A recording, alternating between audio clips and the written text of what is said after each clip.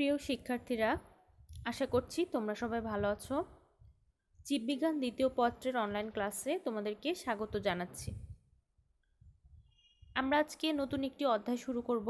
জীববিজ্ঞান দ্বিতীয় পত্রের অষ্টম অধ্যায় মানব শারীরতত্ত্ব সমন্বয় ও নিয়ন্ত্রণ থেকে আজকে আমরা আলোচনা করব।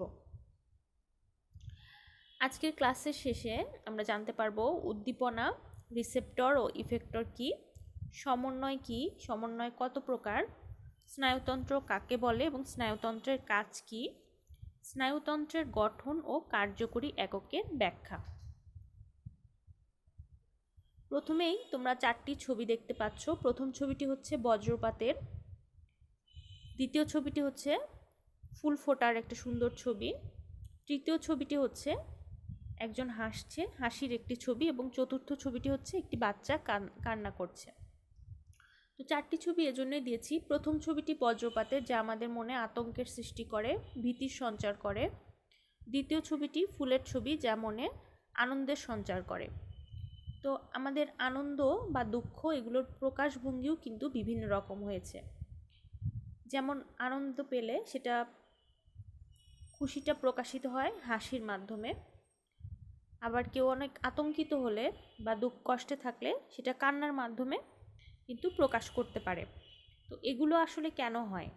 বাহির থেকে যখন কোনো উদ্দীপনা, সেটা হতে পারে ভালো ধরনের উদ্দীপনা বা খারাপ ধরনের উদ্দীপনা, এটা কিন্তু প্রাণী বা মানুষ গ্রহণ করার পরে এই উদ্দীপনাটা নিউরনের মাধ্যমে কেন্দ্রীয় স্নায়ুতন্ত্রে যায় এবং এক ধরনের প্রতিক্রিয়া কিন্তু এই উদ্দীপনার প্রেক্ষিতে প্রাণী বা মানুষ তৈরি করে। তো এটাই মূলত যে উদ্দীপকের প্রভাবে প্রাণীর যে আচরণ হয় সেটা প্রতিক্রিয়ার মাধ্যমে সে প্রকাশ করে থাকে। তাহলে প্রথমেই আমরা দেখি যে উদ্দীপনাটা কি। উদ্দীপনাটা মূলত জীবদেহের ভিতরে বা বাইরে সংগঠিত যে কোনো ধরনের পরিবর্তন, যেটি শনাক্তকরণ ও সাড়াদানের উপযোগী হলে সেটাকে উদ্দীপনা বলা হয়। জীবদেহের ভেতরে বা বাইরে যে কোনো ধরনের পরিবর্তন যদি শনাক্তকরণ ও সাড়াদানের উপযোগী হয় তাহলে তাকে উদ্দীপনা বলে।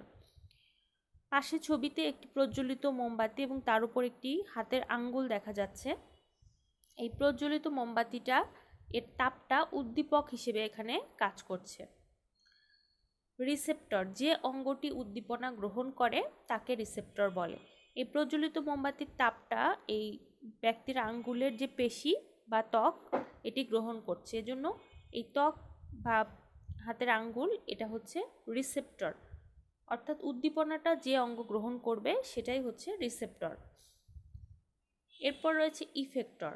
ইফেক্টর হচ্ছে স্নায়ু ও নিউরন দ্বারা বাহিত উদ্দীপনা পেয়ে যে অঙ্গ প্রতিক্রিয়া ব্যক্ত করে তাকে ইফেক্টর বলা হয়।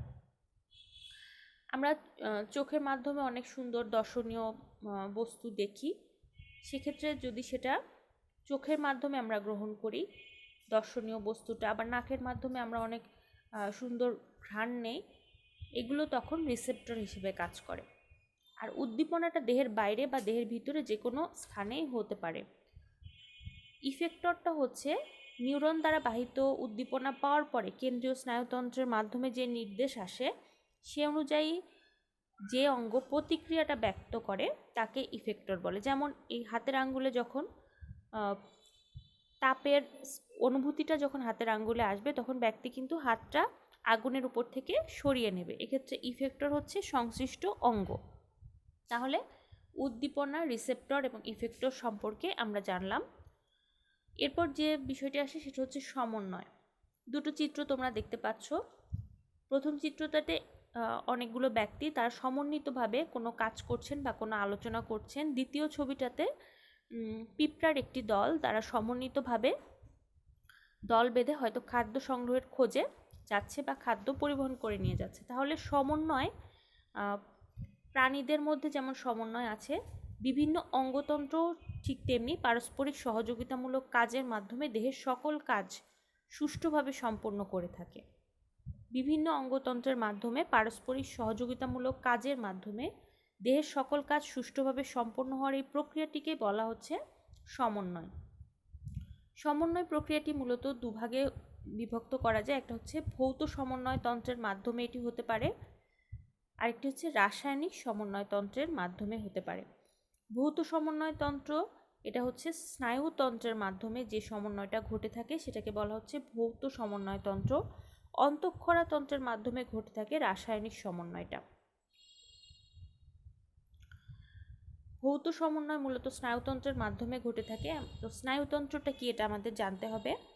তোমরা নবম দশম শ্রেণীতে নিউরন সম্পর্কে জেনেছো, স্নায়ুতন্ত্রের গঠন ও কাজের একক।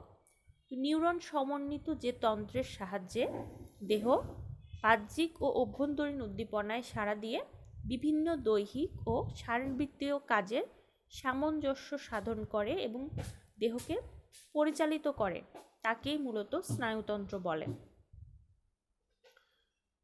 তাহলে বাহ্যিক এবং অভ্যন্তরীণ উদ্দীপনায় সাড়া দেবে, দেহের বিভিন্ন শারীরবৃত্তিক কাজের সামঞ্জস্য রক্ষা করে দেহকে পরিচালিত করবে যে তন্ত্র, সেটাই স্নায়ুতন্ত্র।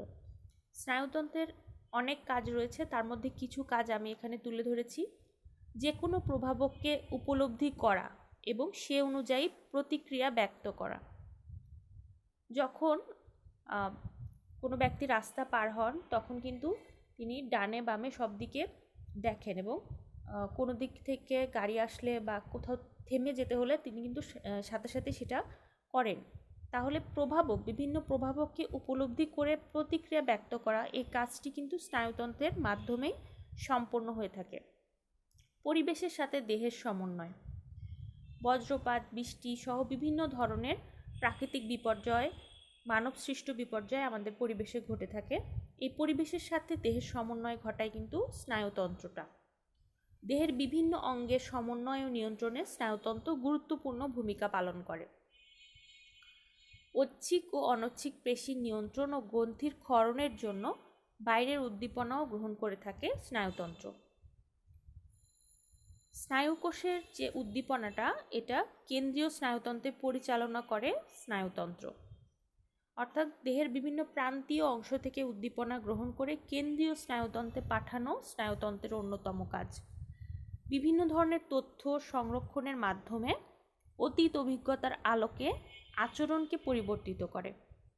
কোথাও কোনো ভীতিকর অভিজ্ঞতা বা কোথাও কোনো সুখকর অভিজ্ঞতা বা কোনো বস্তু সম্পর্কে প্রাথমিক ধারণা স্নায়ুতন্ত্র কিন্তু সংরক্ষণ করে রাখে এবং অতীত অভিজ্ঞতার আলোকে সেই অভিজ্ঞতাকে কাজে লাগিয়ে আচরণকে পরিবর্তিত করে।